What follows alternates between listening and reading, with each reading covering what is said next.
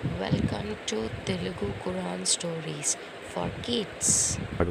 అతను చాలా మంచి పిల్లాడు. ప్రతిరోజు పాఠశాలకు వెళ్లి వస్తూ తన అమ్మానాన్నకు సహాయం చేసేవాడు. ఒక రోజు హసన్ తన నాన్నను అడిగాడు, నాన్న, అల్లాహ్ అంటే ఎవరు? అప్పుడు ఆయన ఇలా చెప్పారు, బాబూ, అల్లాహ్ అనేది మన సృష్టికర్త పేరు. ఈ ప్రపంచాన్ని, మనల్ని, మనకు కావాల్సిన నీరు, ఆహారం, గాలి ఇవన్నీ ఇచ్చింది అల్లాహే. అల్లాహ్ కనిపించరా అని హసన్ అడిగాడు. అల్లాహ్ మనం చూస్తూ ఉండే ప్రతి మంచి పనిలో ఉంటారు. ప్రేమ, క్షమ, సహాయం, నమ్మకం ఇవన్నీ అల్లాహ్ మనం నేర్చుకోమని చెప్పే మార్గాలు అని నాన్న చెప్పారు. అప్పటి నుంచి హసన్ ప్రతిరోజు మంచి పనులు చేయడం ప్రారంభించాడు. పేదవారికి సహాయం చేశాడు, చిన్న జంతువులకు భోజనం పెట్టాడు, ఎవరైనా బాధపడితే వారికి సహాయం చేసేవాడు. అంతా చూసిన గ్రామస్తులు ఆశ్చర్యపోయారు.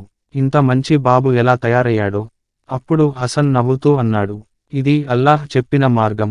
మంచి పనులు చేస్తే అల్లాహ్ సంతోషిస్తారు. ఈ కథ ద్వారా పిల్లలకు అల్లాహ్ అంటే ఏమిటి, ఆయన మార్గం ఎలా ఉంటుందో తెలియజేయవచ్చు.